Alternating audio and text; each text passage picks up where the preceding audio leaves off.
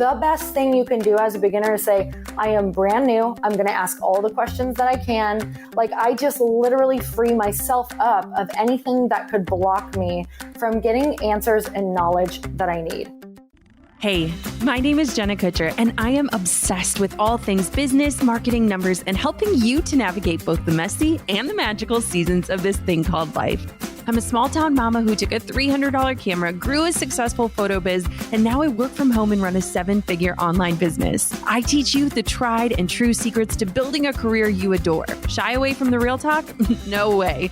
Money, hardship, growth, loss, and marketing are all topics we discuss here. Think of this as your one-stop shop for happy hour with a gal pal mixed with business school. Pull up a seat, make sure you're cozy, and get ready to be challenged and encouraged while you learn. This is the Goal Digger Podcast. I can't believe it. It's been almost 4 years since I first spoke to Lori Harder on the Goal Digger Podcast. I mean, I think of everything that has happened in those 4 years for me. And then I look at all the changes in Lori's life and business. And while behind the scenes we've stayed connected, I realize that we're going to have a lot to talk about on air today. But first, I want for you to think about this question. What would you do if you could do anything? Strip away fears, limitations, finances, criticisms, and roadblocks. What would you find yourself doing? That's the exact question Lori asked herself before launching a brand new business in a field that she had zero experience. If she could do anything, Lori would dive headfirst into a saturated and male-dominated field to launch her own sparkling rosé wine spritzer. Lori also made the big decision to only take on women investors. Spoiler alert, I am one of them. And I am so excited for her to share the vision and the mission behind working with women to fund her new idea. This is a conversation about pivoting, jumping into something new, and believing you can achieve it. Welcome back, Lori Harder. This is so exciting. My friend Amy Porterfield and her podcast, Online Marketing Made Easy, are officially on the HubSpot Podcast Network. If you've been around the Goal Digger Podcast for a while, you know that Amy is one of the reasons why I launched my own show. Well, now we're BFFs and the rest is podcasting history. With a focus on online business, including digital courses, list building, social media, and webinars, Online Marketing Made Easy breaks down big ideas and strategies into actionable step-by-step processes. And the show's designed to get you more results with a whole lot less stress. If you like Goal Digger, I can pretty much guarantee that you're going to love Amy's show too. She digs into topics like 7 email copywriting tips to convert subscribers and what happens when a launch doesn't go as planned and so much more. Listen to Online Marketing Made Easy wherever you get your podcasts.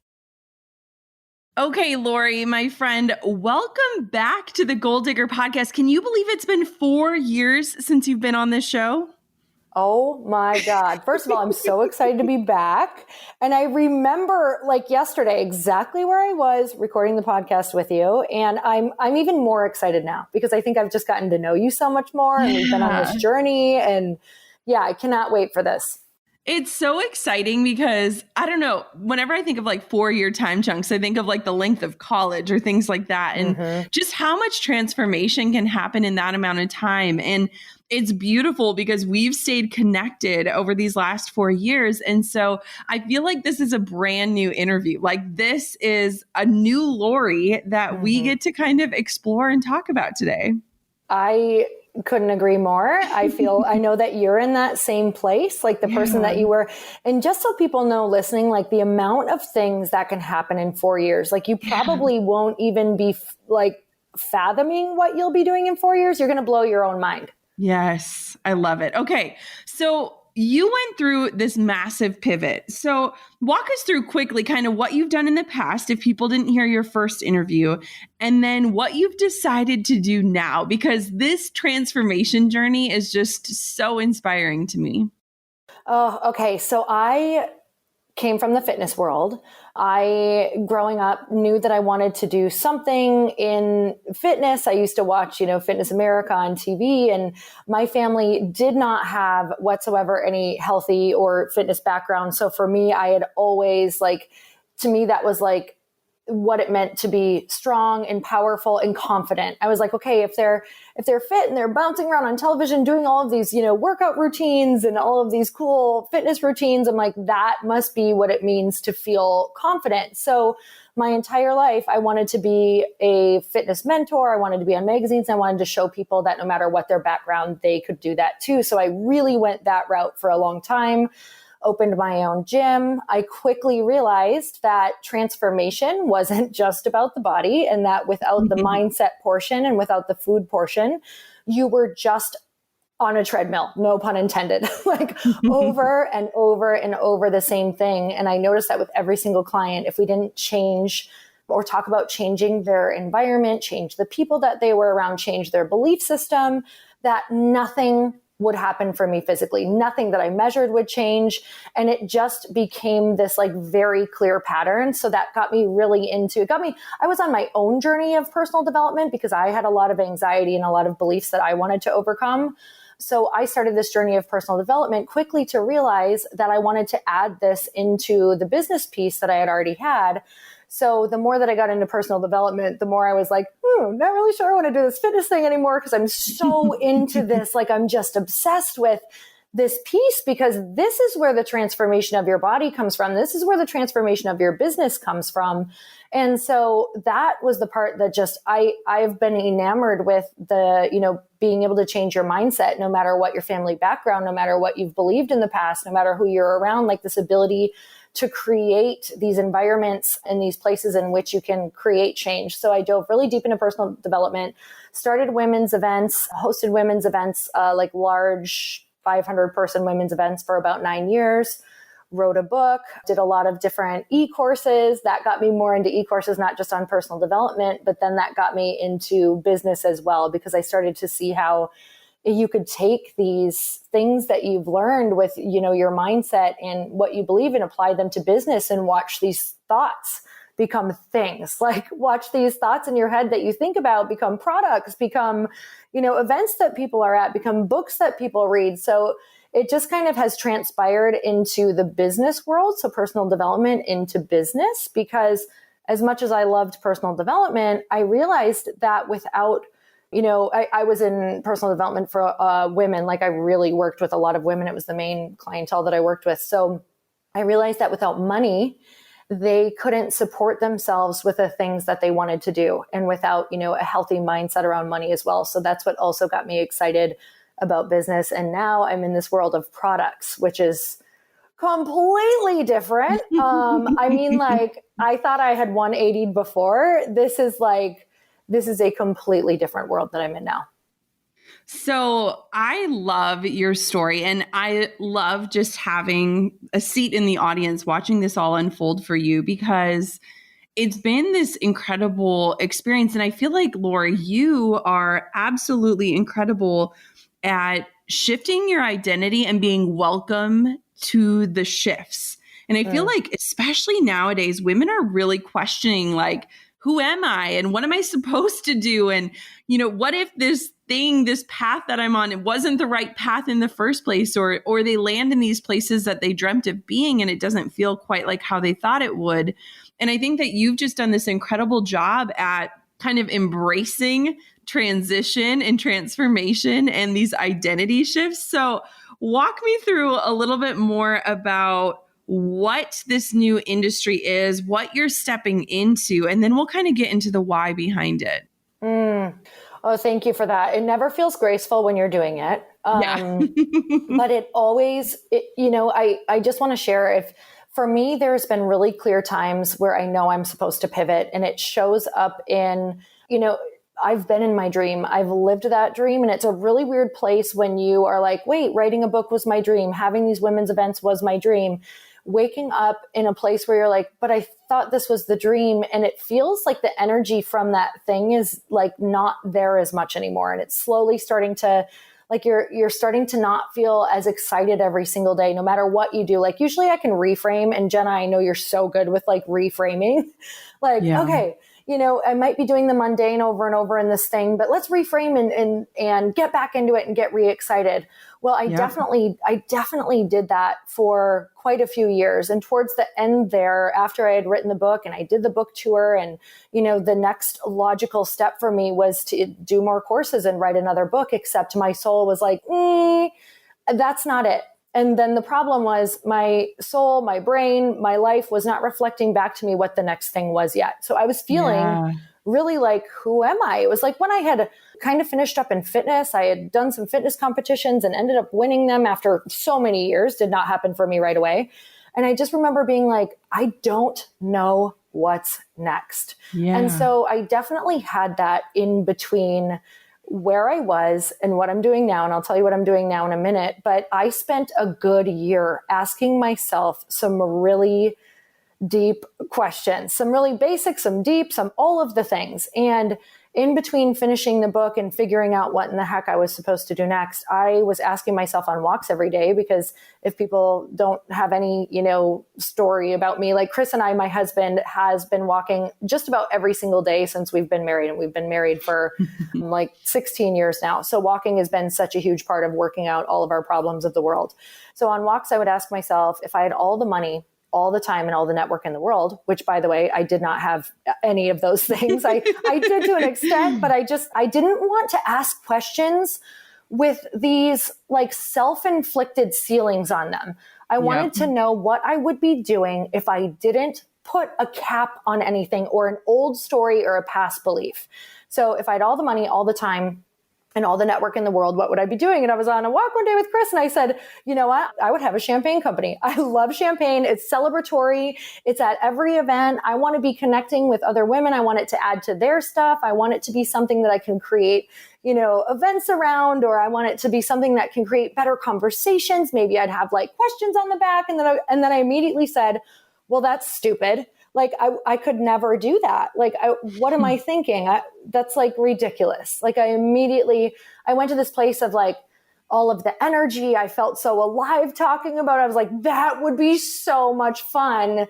And then I stopped myself because I brought in all of that's ridiculous. I've never been in alcohol before. Like, what am I thinking? What would people say? Oh my gosh, you came from the personal development world. And then it was like, but that's authentic to me. I celebrate with my husband just about every weekend. Like we'll have a glass of champagne and we'll do our wins for the week and we'll do a dream session. And I'm like, but so am I not living in my truth if I do it or if I don't do it? Like it really actually brought up a lot of different things. And by the way, there were a million ideas throughout these questions, but this one kind of kept popping up.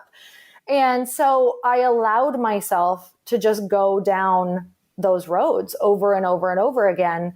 And it just kept becoming a bit more possible. And I'd be like, okay, what would I do? Who would I connect with? And, I think for anybody who's like going down a path that I was, where I don't know anyone in the alcohol industry, it seemed absolutely crazy. I went back to the things that had worked. And if you haven't had things that have worked in your life, you have to borrow someone else's experience and you need to listen to that. So you need to listen to podcasts, you need to listen to books on people who have done it before. For me, I went back to some past experiences where I said, okay, if I've never done this before, what did I do with my book before I'd ever written a book? Well, I started listening to podcasts only on people who had written books or how to write a book. I started doing courses on it. I started getting coaching on it. I started hanging out with people who had written books. I started creating a network around that.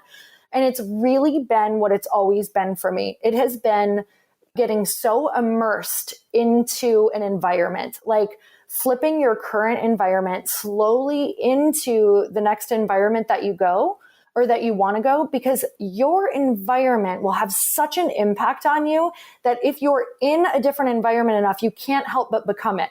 So I just want you all to think about when you go, maybe you've done all these great things. You've done a lot of personal development. Maybe you've, started to do a lot of work on yourself and overcome beliefs. And then I just want you to think about when you go home for the holidays and you're like, oh my God, I feel like I'm my old self. Like, why are all these things coming up? And oh my gosh, you have to work extra hard.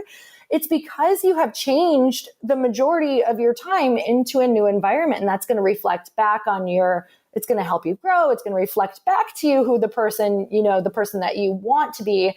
And sometimes when we go home, it brings us right back to where we were. So, It's the same reason why when we were young, our parents didn't want us hanging around certain kids in school. They're like, no, if you hang around them, you're going to become them. And we just need to use that to our advantage. So that's what I do every single time. And Jenna, you and I met in a mastermind. It was like, okay, I want to become like these people. I want to think their thoughts. I want to, know what they know. So you hang around them enough, you will become it. And that's literally all that I have done is I flip everything that I'm listening to, doing, the books that I'm reading, who I'm talking to, and I am like laser focused on what it is that I want to be doing. And that is starting an alcohol company. And we also have a non-alcoholic.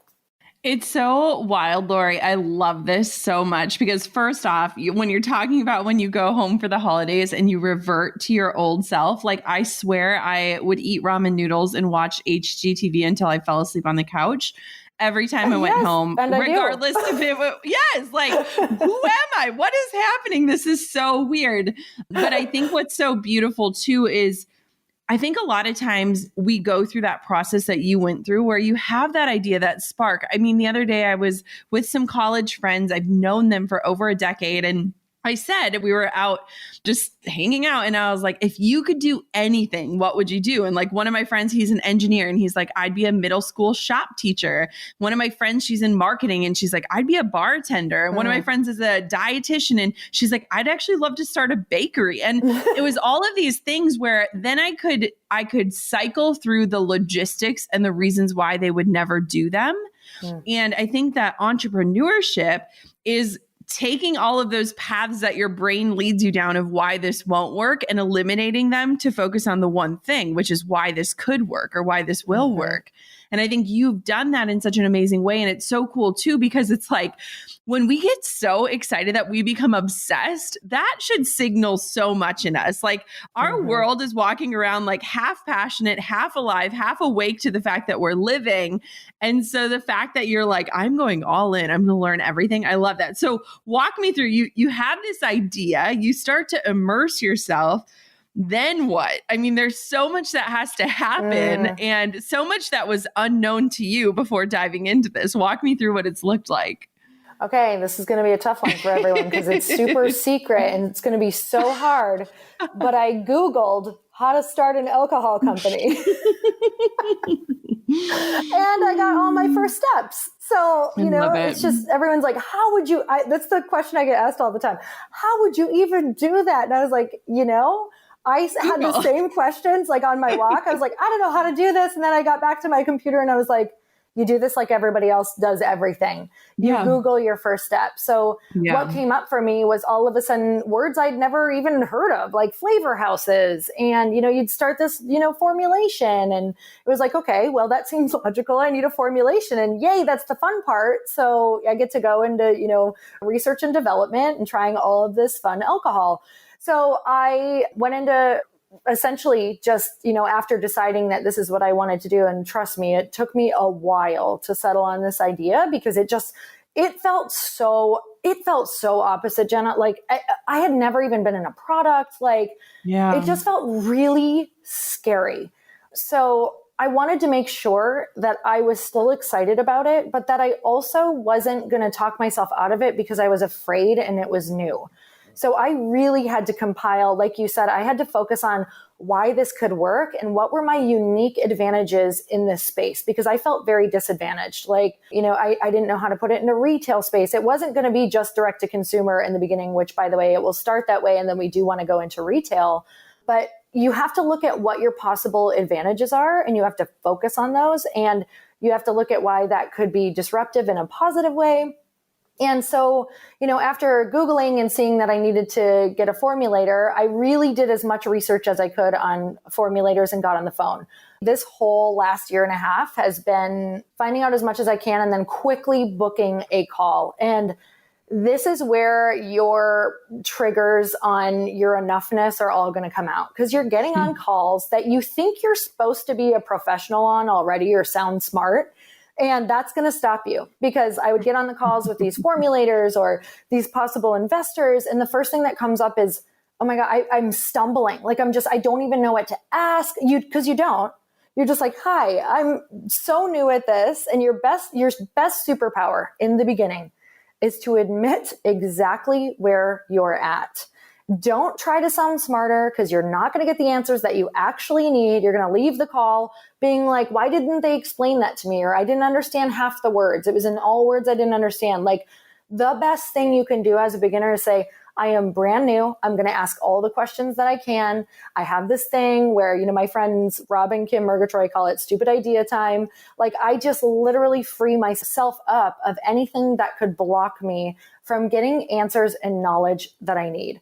So getting on these calls with the formulator, it was like, hey, I'm so brand new. I feel crazy even going into this industry, but I feel like I could do X, Y, and Z in it. And I need all the knowledge I can get. So just remember when you're talking to me, I'm coming from a place of I might ask you every single question or what words mean.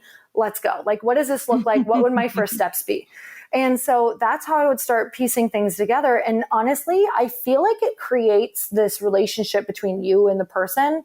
And people love to help. Like it creates almost like this dynamic of they're so excited to be able to help you and be on the phone with someone who like everything that they say seems so smart and cool. Yeah. And like, it does create a cool dynamic because they get to teach you. And I think that we are all, we all innately want to teach and like be able to help people. So I found the phone calls, as long as I start them that way, to be, I don't know, just most people are pretty darn open and they want to help. Don't get me wrong. I've been on some real bad ones that couldn't end soon enough. But it's been such a great experience. And, for me, I'm a bit more introverted. Like people always think I'm very extroverted, but every phone call has been hard. Like I had to like Mel Robbins the crap out of myself over and over. Like I'd be like, she does the 5, 4, 3, 2, 1. And I would just hit dial or hit send on my emails. Like I have this muscle now that's just like, do it, just do it. And then I think the only way that you can do that, I just want to share for people who may be like, how do you do that? It's so scary to jump on the phone or send that email. It's developing grace for yourself. It's like, well, if they don't like me, then at least I tried. Like I don't want to die with regret inside of me. I want to be brave. And if I did something wrong, then I'll apologize or I'll correct it or say, hey, I'm so sorry. I'm new. You have to have so much grace and know that everything, I really believe this to my core. It's the only way that I could do this. Like everything is fixable. Like Marie Forleo says, everything is figure outable. Everything has it's impermanence. Like you have to just live now and go for it and go even bigger than you thought, because it will always pay off. Like it will pay off in expansion and perspective and this network that will blow your mind. I was thinking about that, Jenna, when we last had dinner together. I was like, These are the people. This is the conversation.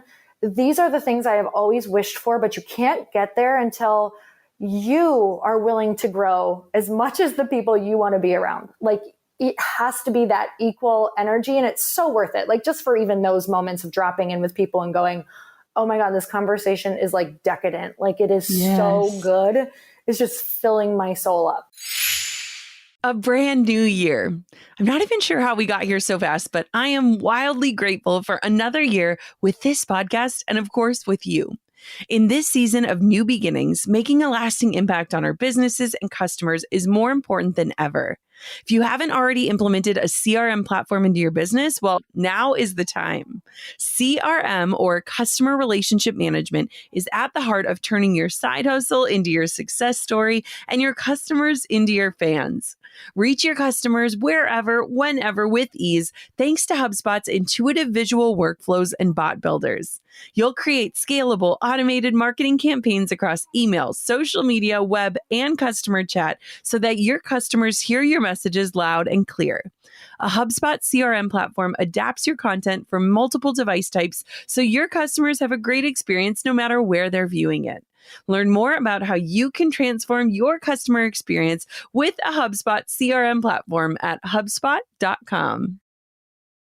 So this is just so incredible. And I think what's so powerful is, I think a lot of us, to be quite frank, is when we found success in one area, the thought of starting over is so intimidating, right? Like that imposter syndrome continues to creep its way on in no matter what stage of the journey you're in or how successful you've been. And one of the things that I think is so fascinating about this pivot for you, this change, this new idea, is that you had to get funding. And for all of your other businesses, they were, you just kind of bootstrap and you grow and you build and you continue to invest as you grow. And this was a totally different ballgame. Like, you needed people to adopt this vision and kind of champion it with you and kind of hold a light to it when things get a little dim or when things get hard.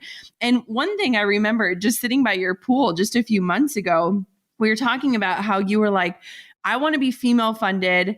And then one of your people that was guiding you through the process was like, this has never been done before. And you're like, all right, well, let's go. So walk me through that decision and what it's been like. Like, why did you want only female investors? Why did you need investors? What did that process look like for you? Oh my gosh. Okay. I love this question. And there's still, even as I say this, you guys, there's so many things I do not know about funding, which should free you up of so much. Like, if you've ever planned a wedding or a party, you become like a professional wedding planner towards the end. Like, right when you're about to get married, you're like, oh my God, this could be a job. Like, I'm so good at this. And then you're done. Like, that's exactly like what funding is like. You're like, whoa, I'm just starting to get good at this. And then you're done and you don't do it again for a long time, or maybe ever again. Who knows? If you're lucky, maybe if you want to go that route, great. So with that said, like, free yourself up. I had no idea how to do this. You can absolutely do it. You're going to have help. Like, I did not do this alone. So with that said, I with bootstrapping, I could have started a smaller alcohol company and bootstrapped it for sure. That would have meant a much slower startup. It would have meant just a lot more time. And I wanted something that was a little bit more robust, that kind of got out there a lot quicker. And I wanted to be able to have the freedom to have a team. I didn't want to do this, by myself and take all the time to do everything on my own and become crazy exhausted and then maybe never follow through because there's just way too much. Like, you need help in this industry getting it out there. You need other people in this. So with that said, I was like, let's get funding in because product cost is so high. And I will tell you that it is a very turbulent, interesting time right now to be bringing a product like this out into the world. But that is not stopping me. It's actually making me get more creative. And I will tell you, other people are doing it. So there's got to be a way, right? That's what we're all talking about together. So even as you get it out, there's more problems that you start to realize arise that you solve. So with that said, I wanted funding to be able to create the business and bring it about in the way that I wanted it to. And not just that, there was a part of me that I had done the solopreneur thing. I put on events with a team, but it really felt by yourself. Like, during the day, what I was working on, my content, I had never really done the team thing. A book is a really solo endeavor. Sometimes courses and modules and all those things, like, a lot of my days felt very isolating. I didn't really work within my team all the time at all. So I was craving working with other people, but it wasn't just working. Like, I wanted them to have ownership in it. I wanted them to be excited about owning part of something that they could, like, put a little of themselves into, take some pride in when they see it out in the world, and get behind. And the way to do that, I thought, was funding. And truly, to this day, I'm so freaking grateful that I did that, because I'm starting to see all of the fruit of that. And it's the most exciting thing to have your investors excited and to do a strategy day with some of your investors and to, like, get so excited about what this thing could be, not just, for us and our team, but for them, their team and their vision and what they see. And bringing that all together is probably one of the most powerful experiences I've ever had in my entire life. So I can't wait to be able to do that more with all of the investors, and just as this progresses, to see what that looks like. Another thing was, I knew at this point, like, I'm going to be so real with everyone right now. There is a place where you can get comfortable in your life. I've done some tough things. I've created a book. I did the things that I thought I was going to do in this lifetime, and I did them before I thought I would. So I was in a place where I was very happy with my life, although I knew I had so much more to give. And the thing that I have always done that has gotten me to the next version of myself that I know has to come out is to create accountability. And for me, there was no better way to create accountability than to bring other women in that I wanted a part of this, that I wanted to bring things forward with, that I wanted to not disappoint.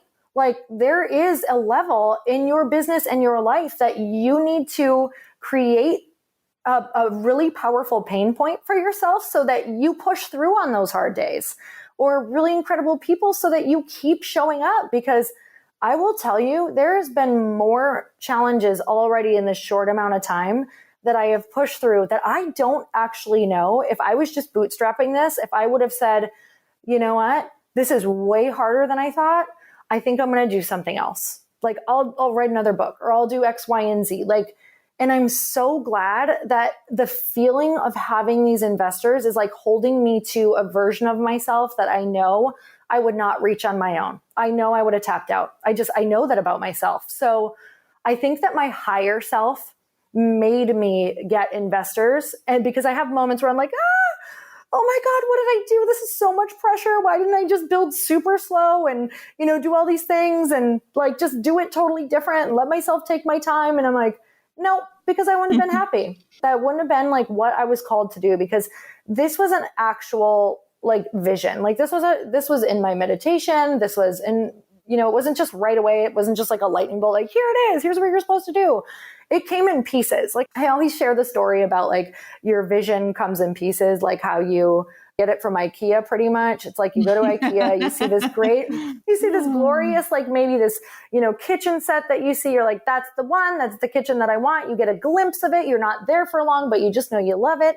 And then you go home and all of a sudden these parts start showing up and you're like, what the heck is this? Like, this is hard. This isn't the whole vision. I got a glimpse of it, but now that I have to put it together and I'm missing this piece and this other piece is stuck over here, like, I don't know how to get this one. This one's, whatever. That's exactly how a dream comes to you. It's like, you see the vision quickly, but then it kind of like all changes. And when it gets hard, you want to give up and you have to keep on remembering what that vision was like. And for me, the investors do that for me. They really hold me accountable.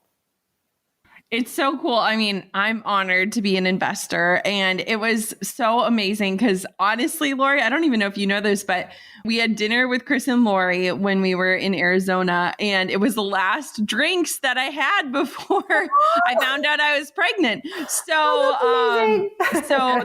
my pregnancy was fueled by coming back to Light Pink. And so it's incredible to kind of look at that transformation. But it was also really cool because, I mean, so many of us watch Shark Tank, right? And we like envision like someday if I was a shark, like you can call out like I'd invest in those people or those ideas or this product or this vision. And I think what's so amazing too about being this female funded company is that you have all of these women saying like, I will champion you, you champion me, like, let's come together. And you've been so strategic as well in finding partners that weren't just opening up their checkbooks, but saying, this is what I can add to this. This is what I can bring to the table. This is my expertise. And I think that's like wildly powerful and really incredible too. And so it's not just the product or it's not just the launch plan. It's like the founder and the vision and like getting people alongside of that. Walk me through what makes Light Pink different. Like you talked about it earlier, but you were thinking like, I need to disrupt this industry. The industry is very saturated. There's all different kinds of sparkling things coming out every day. What makes Light Pink different? Well, I'm going to go back to one of the questions I didn't fully answer, but it's what makes it different as well. So was the why fully female funded? And, first of all, I think that's one of the biggest differentiators of Light Pink, especially being in the alcohol world, to be fully female funded in any company is pretty crazy. The attorney that I work with had never seen it before, who's raised a lot of money or helped raise a lot of money for different people. And she was like, this is pretty insane. She's like, you're going to keep it this way? You think you can keep it this way? I'm like, I'm going to do everything I can to keep it this way. So I think even, making that claim in the beginning with $0 in the bank going, okay, are you really going to get $2 million fully female funded? Okay, let's see if we can do it. So I think, first of all, the mission behind that was because I was watching, my husband started getting into investing and I started getting into it, but he was kind of learning more of it. I would kind of leave the numbers up to him and we'd talk about if we like the company or not. And, if we love the founder and all of those things, those are the reasons we like to invest. If we invest in anything, or a startup, is we would bet on the founder. Like we just know they have a great track record.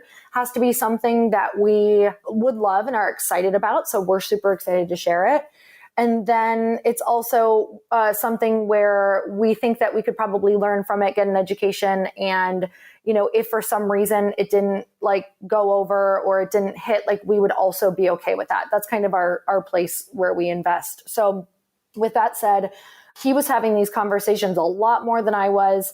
This was not happening in my friend groups. We were not talking about investing. And I looked around and I'm hanging out with powerful women. And it's not that they weren't powerful, in so many areas of our life. But what I was realizing is that our options for what we wanted to do next, because I was coming up and, women from their mid 30s to their mid 40s is kind of that friend range for me that a lot of my group was in. And I noticed that a lot of them kind of limited themselves to what they thought they could do, even though in some of the conversations I was hearing, they were getting more interested in wanting to do other things, like maybe bring some products to life or maybe learning more about investing, but not really knowing where to start at all. So a lot of these women were, doing incredible 7, 8 figures, whatever, in courses and in events and in books or whatever that looks like. And it was what's next?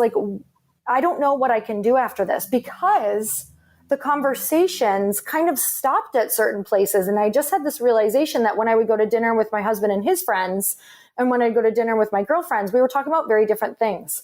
So the ideas just kept on my husband's side. I would just observe this getting bigger and bigger and crazier. And I was like, okay, this is crazy. There's no cap over here. There's nothing, no cap. And then I'd go to dinner over here with my girlfriends, and it was I think we just felt a little more limited in what we know. So of course that's going to put a bit of a glass ceiling without us even realizing it on what type of dreams we're having. So I thought, okay, if I'm starting to feel this way in these conversations over here, how do I bring these conversations, with the men? How can I bring these conversations over to the women? And, this may not be in your friend group. I know a lot of women who do, they're really into investing. They're really into products, but this was just in the world that I was noticing. And maybe it's in yours too, that I wanted to start saying, if you were in this environment, what would you actually want to be doing? If you were in this environment over here where you had access to a network, access to more cash, and access to more people who had done completely different things as you, what ideas would open up over here? And that is where I wanted to have Light Pink be about. One of the things that we always say in Light Pink now is be the proof. So be the proof that she can do it too. Be the proof that you can, invest in a company. Be the proof that you can start this company even though it's completely, male dominated. Be the proof that even though it's completely saturated, that you can come about this or bring something to fruition in your own way that you think is better. And that's why Light Pink is so different, is because I want to create this group of women who I'm bringing along this ride with, and they're also getting this education by seeing all of the things that we're going through, the good, the bad, the ugly, the exciting, and then they learn and get to carry these conversations forward. And so what also makes Light Pink so different is that that's what I wanted. I wanted more opportunities for bigger conversations among women. So one of the things that we did was we put questions on the back of the can. It's 3 really intriguing, deep questions that are going to open things up within that group and within that conversation that I don't think you would have accessed at half as quick or maybe ever. So these are questions that you have to really dig deep and you have to think about. And these are questions that maybe you haven't even asked yourself, that we're going to get right to the heart of exactly what you want. And they're also questions that are going to help you get the answers that you want in order to maybe do that thing that you want to do or overcome that challenge that you want to overcome. Because better questions get better answers. And I can't tell you how many times I've left a party where there's alcohol and where I'm like, oh, I was so excited for this and I wanted to network, except I feel like we were so surface level. And I feel like now all I left with is a hangover. And, I stayed at the, at the cheese table way too long because I felt awkward the whole time and people didn't know how to ask good questions or carry good conversation. And I just want you to be able to blame the can for your incredible networking opportunity or for this deep connection or for your business partner. And I really think that can come out of just a few questions. It's amazing. And I couldn't agree more. It's so funny too, because when we hang out with you and Chris, it's oh man, these are our people. They get it. Like it just is so natural. And our conversations are so beyond surface level. It's insane how fast and how deep we go. And I think too, it's just like, especially after this, these few years that we've lived collectively as a world, I think people are over surface level. I think people want to get to the heart of things more. And I think that having those prompts gives you an excuse to ask those deeper questions that you need to be asking, both of yourself, but also of the people in your community and the people in your circle and your family. And so I love it so much. I want to know, Lori, as we close out, what is a big lesson that you've learned in your entrepreneurial journey that you can share with listeners who are either just starting out or they have this new idea or they feel that spark, but all the excuses are trickling in? What would you tell them? Oh man, I just felt like tears well up because I'm so in it right now, Jenna. Like I'm just like, I just did a podcast this morning about showing up because you will have so many days where it just feels like nothing is like, you think you solve something and then it's like 10 more tries and you're like, yes, we're there. And then you find out that one didn't work and it just feels like it's never going to happen. And I actually remember feeling this way with my book. And it's like, you look at like, or you just think about that vision and it feels so far away and like you cannot see the path. And yet you have to keep showing up. You're going to have so many days where you have low energy. All you want to do is cry, except you have to be a leader. Like you feel anxious or depressed, or you woke up the night before 5 times because you're worried about something. And it's like, the more that you can just show up through it all with grace and just say, you know what, I don't have to be at my best. I don't have to be the best leader today. Like I can actually, I think something that we are so, as women, that we get to do is we get to show up and actually say how we feel in a loving way too. Like one of the most powerful things for me has been like to tell my team, like, hey, I'm having a rough day today. No matter what, I'll show up and here's what we're going to do. And I know this is going to happen. Here's where I'm at right now. And we're just going to keep going. Like, let's just keep going. And so I think that we just think it's going to be clear and we're going to feel good and it's going to feel exciting and the energy. And it's like, it's so important to celebrate everything. So even on those hard days, Chris and I do 3 wins every single night. And even if it feels like you have to dig so deep for the 3 wins, you actually need to feel them and be so proud of yourself for those days, because those are the days that you're actually being made. Those are the days that you are expanding. Those are the days that allow you to actually experience more joy as you yourself, the vessel, expands into like, okay, feeling and capacity and like, what are these feelings trying to tell me? Like, and a lot of times it's like, well, you're scared. You just, it's foreign territory. It's okay. Like, just keep going. You're just uncomfortable. Like it's a lot of reparenting, Jenna. You know this with your daughter right now. It's like, it's really talking to yourself the way that you would talk to your 3, 6, 9-year-old daughter, son, whatever. It's like every single day just showing up no matter what, and knowing that a lot of your days are probably going to look not the way that you expected, but the good days are going to look even better than you could have ever thought. Like you'll experience emotion that you didn't even know you were capable of experiencing as a human being. They're so vast and large, but we can only get there if we allow ourselves to feel those other feelings. Lori, where can everybody find out more about you and Light Pink and everything else? Give us all the spots to connect. Well, my whole world right now is Light Pink. So it's LITE pink.com. And then also just, podcasting is Earn Your Happy. But most of everything is at Drink Light Pink on Instagram, lightpink.com. That's my life. Well, I just want to take a minute to just acknowledge all of your hard work and all of the ways that you've shifted and molded and evolved and just become over the last year of this journey and more. And I think it's just been incredible to be able to support you as an investor, support you as a friend, support you as someone who just shares the vision that you hold. And I know that it hasn't been easy. And I know that there is a lot at stake. It just feels like a lot. And so I hope that all of us can kind of share that weight and that responsibility with you as you continue to soldier on with this idea and this passion. And I'm just so freaking proud of you. And you should be so proud of yourself. Well, I thank you so much for that. I just have to acknowledge, number one, this moment, because this means so much to me, and you have inspired me so much throughout the years. I'm obsessed with this podcast because it helps me on the light pink journey, and so many of the people that you have on here. And, I think just so everyone listening can know, like, this was a vision. I had your name, Jenna, on a list of women who were my dream women that I wanted to work with more than anything. And on the really tough days, I pictured you and I pictured all the other investors. And I was like, I know that I am supposed to do something with them. So this is just one of those moments where you were on paper and now here we are on your podcast. So it's just one of those beautiful moments that I get to celebrate.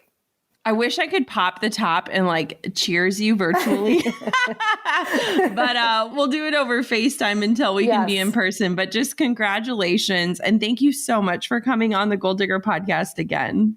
Thank you so much. Oh my goodness. That was such an actionable episode. I feel like regardless of what industry you're in or what your idea is or what stage of life or business you're in, Lori gave so much concrete evidence around the power of thinking and research and obsession and really following this vision. And I love the way that she illustrated everything and broke it down, because it really fires me up for all of us that are in that phase of questioning to really entertain these ideas, these God dreams that are on our heart. And I just know, as someone who is just starting in investing in other female funded and founded companies, there is so much to be said about really understanding someone's vision and adopting it as a part of your own. And Lori has done just such an incredible job casting that net, not with just a product, but with this idea of community and coming together and